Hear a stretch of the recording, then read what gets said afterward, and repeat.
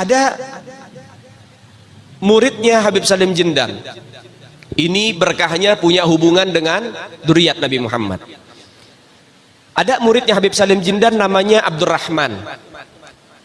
Nih Bang Maman, kalau kita panggil Bang Maman. Bang Maman ini sholatnya berantakan.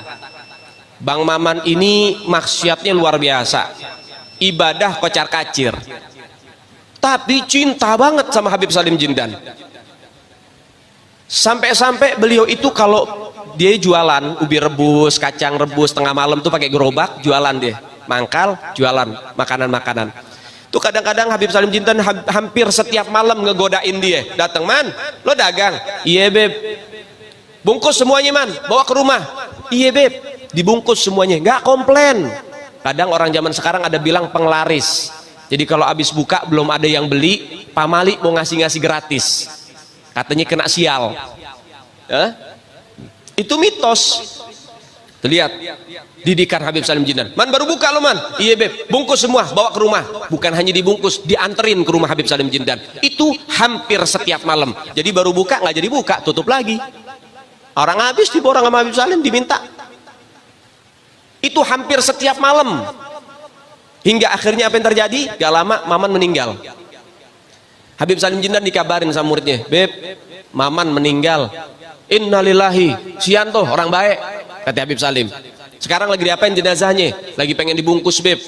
"Ya udah, nanti kalau pengen dibungkus mukanya jangan ditutup dulu, tungguin gue datang." Ini bahasa Betawi nih.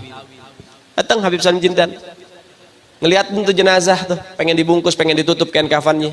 Beliau ambil kertas kecil, kertas kotak kecil, beliau tulis, ada yang ditulis sama beliau, ditaruh di bawah kepalanya si jenazah. Deh, tutup. Sebelum ditutup, habis beliau tulis, ditaruh tuh kertas, beliau bilang, "Man, gue tahu lo ibadahnya berantakan, tapi lo cinta sama dzurriyyat Nabi Muhammad, ikhlas dari dalam hati. Nanti kalau malaikat munkar nakir datang nanya pertanyaan kubur, jangan lo jawab man, lo kasih surat dari gue, lo masuk surga tanpa hisab." Dijamin sama Habib Salim. Nabi bilang apa? 3 orang, 3 kelompok yang bisa kasih syafaat. Pertama, al-anbiya wal mursalin, itu bisa kasih syafaat. Yang kedua, asyuhada, para syuhada, itu bisa kasih syafaat, tapi punya kuota. Berapa? 70 anggota keluarganya bisa disyafaati oleh orang-orang yang mati syahid. Ini 6 orang, Laskar FPI, ya, pecinta Habib Rizik yang wafat, yang meninggal karena dibunuh dengan sadis, nanti dia bakal kasih 70 anggota keluarganya syafaat tuh. Masya Allah.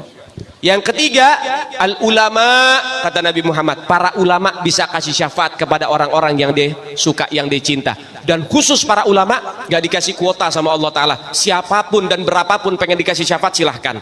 Itu berkahnya para ulama, diberikan keistimewaan sama Allah Ta'ala. Habib Salim Jindan nulis surat doa. Ada satu orang lagi, ini orang sama di zaman Habib Abdullah Al-Haddad, cinta sama Habib Abdullah Haddad. Ketika di dalam kubur, kemudian datang malaikat munkar nakir, saudaranya ngelihat di dalam mimpinya. Artinya apa? Ilham dari Allah Ta'ala untuk tarbiyah buat kita nih orang-orang selanjutnya. Ini saudaranya ditanya sama malaikat, "Man rabbuka?" Apa jawabannya? "Habib Abdullah Al-Haddad." Waduh, Tuhannya ditanya sampai Tuhanmu Habib Abdullah Haddad ini orang. Ditanya lagi, "Man nabiyuka?" Habib Abdullah Al-Haddad. "Man kiblatuka?" Habib Abdullah Haddad. Semua pertanyaan dijawabnya satu, Habib Abdullah Haddad. Dengan hal itu, karena kecintaan yang mendalam kepada Habib Abdullah Haddad, Habib Abdullah Haddad kasih syafaat. Datang ruhnya Habib Abdullah Haddad dikasih syafaat itu orang. Hubungan dengan keluarga baginda Nabi Muhammad. Baik, yang berikutnya, pembantu Al-Imam Syekh Abi Bakar bin Salim. Pembantunya Syekh Abu Bakar bin Salim itu pulang kampung mudik lama nggak ada balik-balik, sampai diisuin di kampung itu diinat, pembantunya Syekh Abu Bakar bin Salim meninggal udah nggak ada kabar, bertahun-tahun nggak ada kabar, udah mati itu orang, udah lama nggak ada kabar. Datang beberapa masyarakat ke Syekh Abu Bakar bin Salim, "Syekh Abu Bakar bin Salim, ente nggak mau nyari pembantu lagi?" "Loh kenapa emang?" "Pembantu ente yang lama udah meninggal, udah nggak ada kabar." Apa kata Syekh Abu Bakar bin Salim? Sebentar, beliau diem. "Oh enggak, masih hidup." Tanya masyarakat, "Loh kok bisa Syekh Abu Bakar bin Salim kok masih hidup?" Apa kata Syekh Abu Bakar bin Salim? Saya cari di sorga nggak ada. Saya cari di sorga nggak ada. Kata masyarakat apa? Ya kali di dalam neraka, coba dicari dulu dalam neraka. Apa kata Syekh Abu Bakar bin Salim? Orang yang melayani keluarga Nabi Muhammad, semua tempatnya di sorga, nggak ada yang di neraka. Ini yang ngomong bukan orang sekelas kita. Yang bicara Al-Imam Asy-Syaikh Abi Bakar bin Salim, yang beliau selama 40 tahun sholat subuh dengan wudhu isya, artinya dari isya sampai subuh nggak pernah tidur, ibadah pertama. Yang kedua, setiap hari sodakohnya potong kambing 1000 ekor buat ngasih masyarakat makan. Yang ketiga, setiap malam dia bagi-bagi yang namanya roti untuk makanan para pengemis, sampai di zaman beliau nggak ada pengemis sama sekali.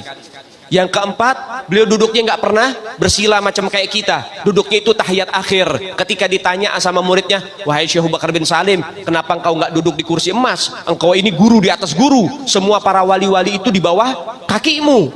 Engkau pantas duduk di atas kursi emas. Kenapa kau duduk di lantai dengan tahiyat akhir seperti duduknya seorang budak? Apa kata beliau? Bagaimana mungkin aku bisa duduk bersila ketika setiap aku duduk di hadapanku ada baginda Nabi Muhammad? Jadi ngelihat Nabi bukan mimpi, ya godoh, lihat nyata. Itu Al-Imam Asy-Syaikh Abi Bakar bin Salim radhiyallahu taala anhu warḍah. Syekh Abu Bakar bin Salim ini yang menurunkan daripada marga Al-Hamid, Habib Umar Al-Hamid bin Jindan, kita orang bin Hafid, Habib Umar bin Hafid, kemudian Al-Muhdhar, Habib Soleh Tanggul Al-Hamid, ya, kemudian Habib Muhammad bin Ahmad Al-Muhdhar. Itu keturunan Al-Imam Asy-Syaikh Abi Bakar bin Salim. Punya anak 13 jadi wali semua.